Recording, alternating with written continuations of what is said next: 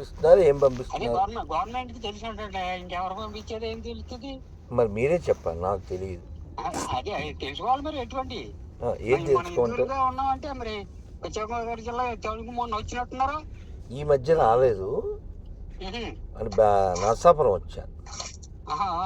అంటే యూట్యూబ్ లో చూస్తూ ఉంటాను. అవును, పాలకొల్లు నరసాపురం వచ్చాను. తణుకు కూడా వచ్చినట్టున్నారు. అంటే ఈ నెలలో కాదేమో.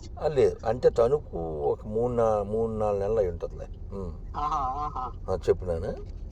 అదే అండి, అది మీకు తెలిసేమో అని లేదు చేశాను అనమాట ఫోన్. మీరు భోజనం చేశారా?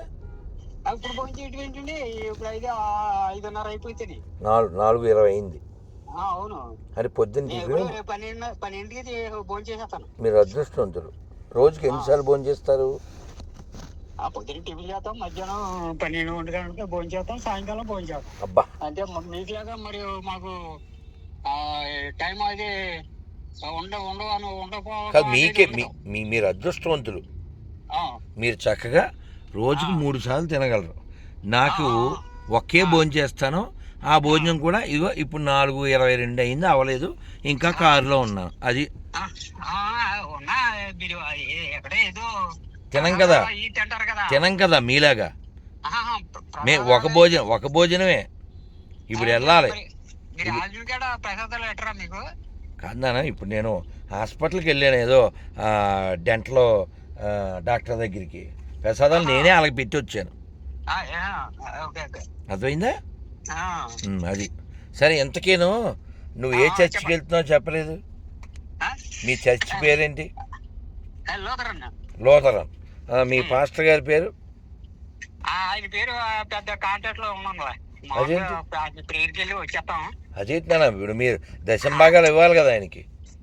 అటువంటి మమ్మల్ని ఏం అడగరా. అవునా? పాస్టర్ గారి పేరేంటన్నావు?